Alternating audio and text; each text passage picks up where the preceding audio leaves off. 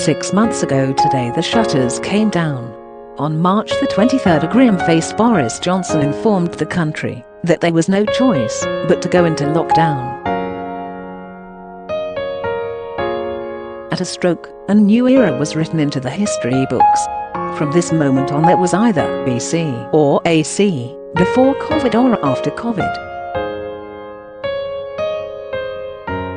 All our lives were upended.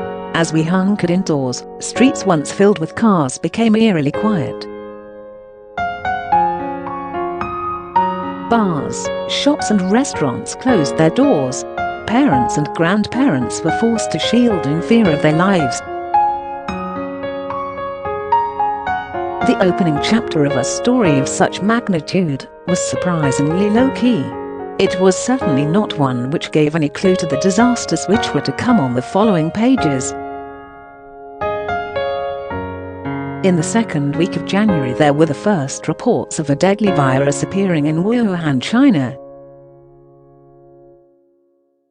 Blasé Britain had become accustomed to such news. It was, we were led to believe at the time, just another one of those infections such as SARS that was unlikely to wash up on our shores. Indeed, that was the reaction of Public Health England, reported in the Mirror on January the 21st, which said the risk of it reaching Britain was very low. But the Mirror's article contained the opinions of other health experts who were not nearly as relaxed. Dr. Natalie MacDermott of King's College London told our health editor there was the potential for the virus to reach the UK and appropriate screening measures needed to be put in place. If only we had listened to her. We shall come to the missed opportunities, dulled advice and poor decision-making later. When the history of COVID in Britain is written, it will not be short of sections labelled Johnson, mistakes and blunders and Cummings, eyesight. Yet that was not the mood 6 months ago. Then it was a nation which came together as it literally feared for its life. A new fixture was added to our diaries as we switched on our TVs at 5 p.m. for the daily coronavirus press conference.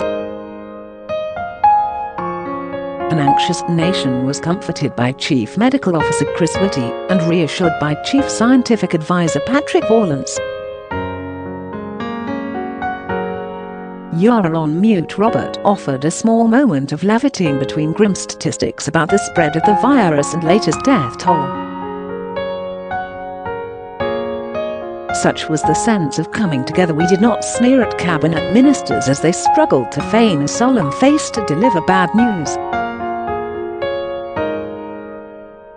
There was sympathy, rightly, for Boris Johnson as he fought for his life in intensive care. We knew what we had to do to save lives and protect the NHS. Neighbourhoods came together as never before. There were a million small acts of kindness. Zoom and WFH and social distancing became part of our vocabulary.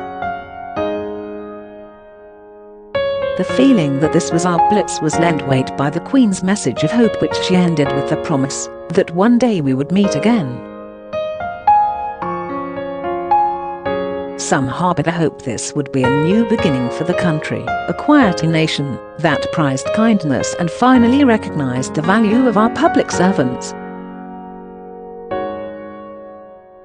Yet it was also an awful time for those separated from families, or who mourned as COVID took yet another life, or those who lost their jobs or struggled with the mental strain of lockdown. Their stoicism finally cracked when Mirror revealed that Dominic Cummings had breached the lockdown rules by standing by his advisor. The PM appeared blind to how insulting his behaviour had been to households which had made sacrifices. Cummings' trip to Barnard Castle broke a spell of goodwill already under strain. At At the start of the outbreak, there was a reluctance to criticize a government dealing with such an unprecedented event. Fair-minded people wanted to give Johnson the benefit of the doubt. While they were not getting everything right, there was praise for the building of the Nightingale hospitals and speedy introduction of the furlough scheme. But as the death toll mounted, so did questions about the Prime Minister's handling of the crisis. Why was there a shortage of protective kit? Why weren't we testing at the same rate as Germany? Why did we have one of the highest mortality rates in the world? Most shocking of all, an estimated 20,000 people died of coronavirus in care homes, many after being discharged from hospital without being tested. The spirit of fortitude and resilience that united the nation was being replaced by one of despair and resentment. Where streets had come together, now we were being told to snitch on neighbours who broke the rule of six.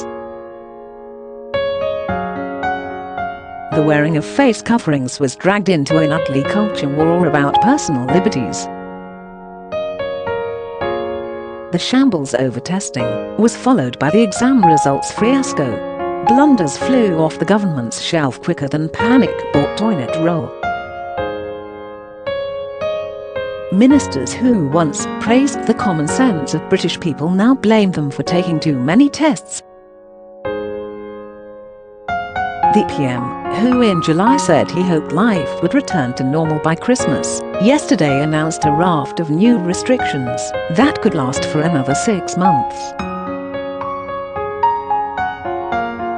A beleaguered public, which was being urged to return to work just weeks ago, has now been instructed to work from home. We've gone from being told to eat out to being told to drink up. Where once people abided by the rules out of civic duty, now they are threatened with steep fines and face confusing guidance.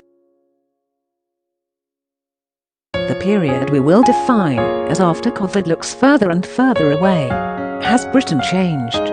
When Chinese Premier Zhou Enlai was asked in the 1970s what he thought of the French Revolution, he replied it was too early to tell.